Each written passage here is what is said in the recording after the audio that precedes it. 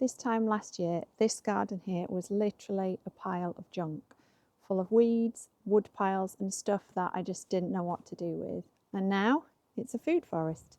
Not an Instagram perfect version, but a real working ecosystem that provided an amazing amount of food even in year one. In this video, I'm going to show you exactly what this space looked like back then, what has worked and what didn't, and why even in the middle of winter, this space is one of the most exciting parts of the garden. So let me show you this space right in the beginning and how it looked very different to how it does now, and all the stages that it's been through within its first year. And here are some pictures of the same space throughout the year, right up until now, end of December 2025. Things have died down, but there's still plenty of things to be picking.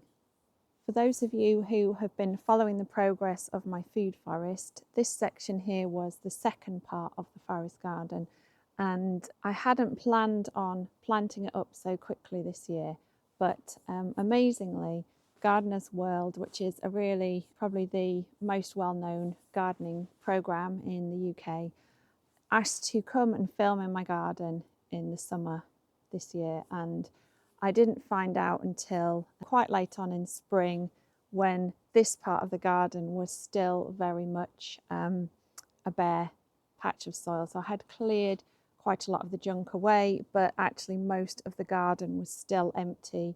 None of the plants had actually gone in yet. So of course I said, oh yes, come and film, that would be wonderful, and then had a huge panic.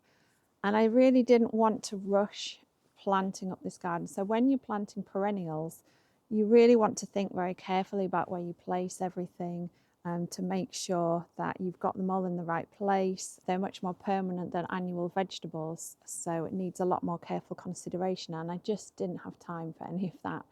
So what I ended up doing was deciding that actually I was going to plant in the main trees and shrubs that I wanted, and then I actually filled most of the understory with annuals. And these were things like nasturtiums, I had beetroot, courgette and different squash, just really to make the most of the space underneath all the other plants while I was waiting for everything to grow through. And partly I chose fast growing annuals because I was really aware that if a camera crew were going to come and film, that I wanted it to match the kind of abundance and vigour of the other side of the forest garden that had been planted the year previously.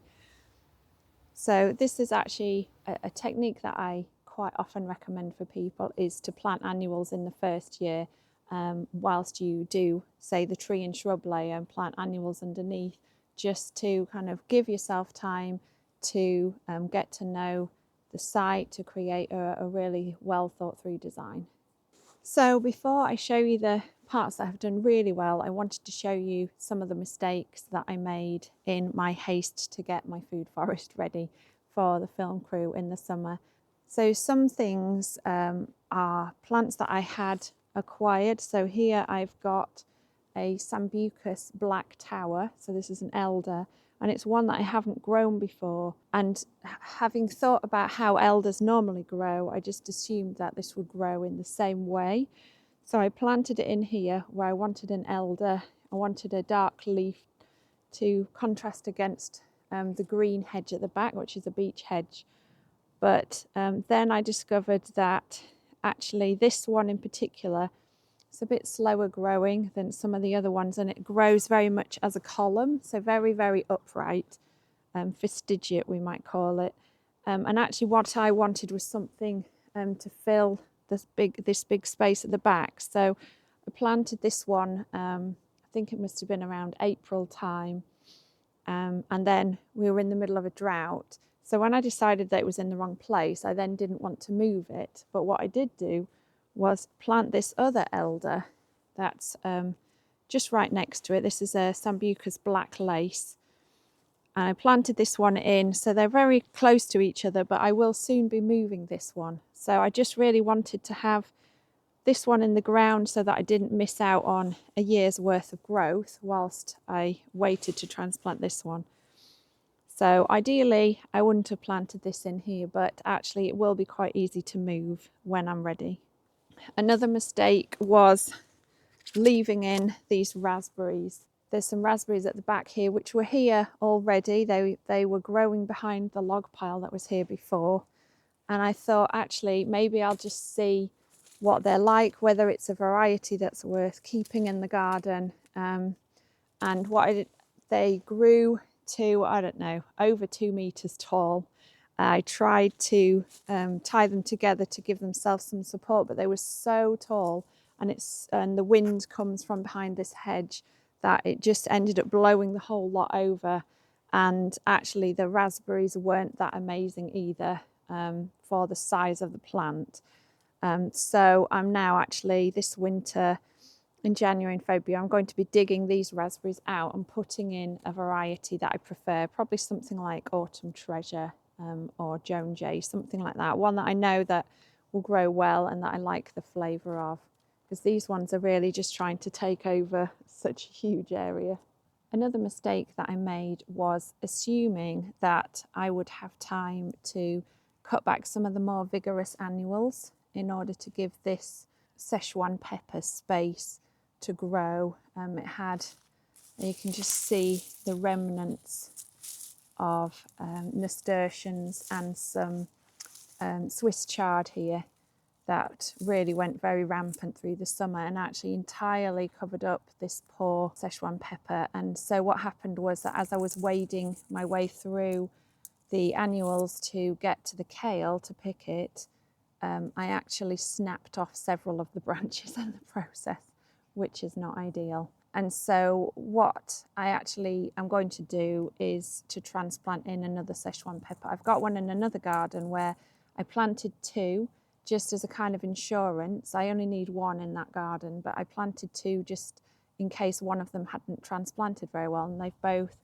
been doing really well. So actually I'm going to take 1 out of there and transplant it in here, because whilst this one is still alive, it's really not a great shape now. So I'm going to take this one out, probably give it a really hard prune back, and put it in a pot and let it grow somewhere with a bit less competition.